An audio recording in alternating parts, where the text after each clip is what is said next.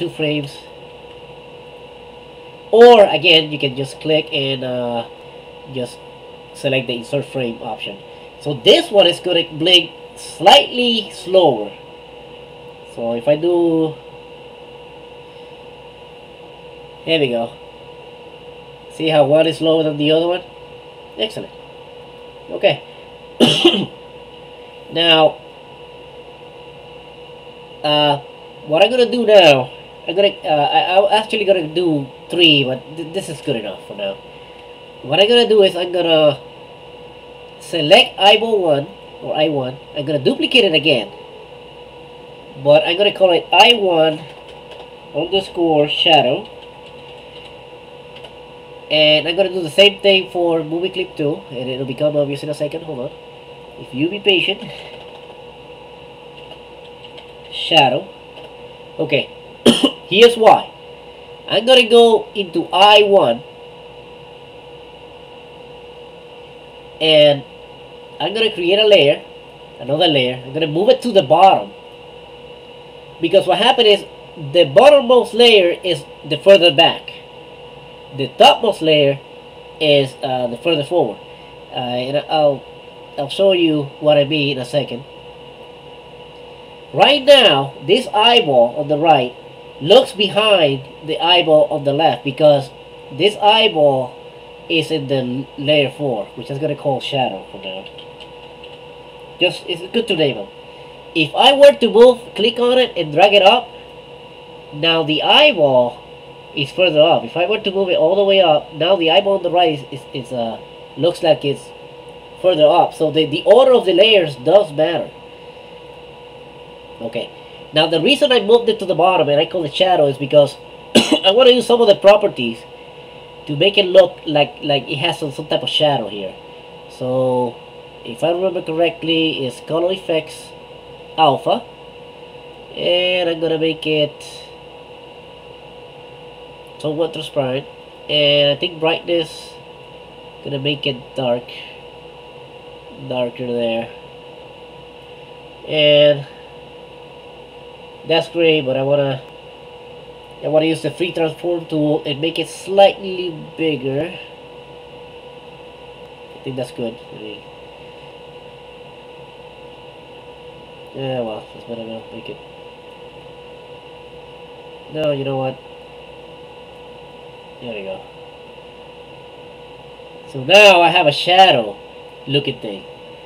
I'm gonna do the same. The reason you have to make a different symbol is you cannot put a movie clip of the same name inside a movie clip, and I'll do it just to show you. It can place. You cannot place a symbol inside it itself. Why? Well, because it will be redundant. You're putting something inside. It's like you cannot put yourself inside yourself. Right? It's impossible. You have to put something different inside of you. And hopefully it's food and not something nasty, but whatever. So that's why, as long as it's named something different, you can put it inside movie clips. So you can add many movie clips inside the same movie clip. I mean, it doesn't have to be just one. You can keep adding and adding, but just keeping it simple for the tutorial. And the reason you want a movie clips, you want to have independent animations. So if I want to do a windmill and a sun and clouds, so I might do the windmill and the animation of the windmill inside my movie clip, and create another movie clip with the clouds moving and so on and so forth, and I'll separate it that way, and it just becomes easier that way. Okay, let me do the same thing with eyeball tool. Eyeball tool. I'm gonna get the eyeball shadow. I'm gonna set the brightness and the alpha. I guess it's getting the brightness there. Oh, sorry. Let me Control X to cut it. Add a new layer. Put the layer at the bottom.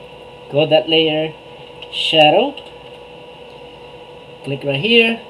Control V, and make it slightly bigger. And no, that's not what I want. See, that's why you want to lock your layers there. That way, that thing doesn't happen. When I don't choose the wrong thing and get it. And this one's a little bit bigger, so I just want to fix it. I mean, when you do your animation, you can spend as much time. This is just a tutorial, and the longer I spend, the bigger the file is. Okay, let's go back to the scene. Let's zoom out.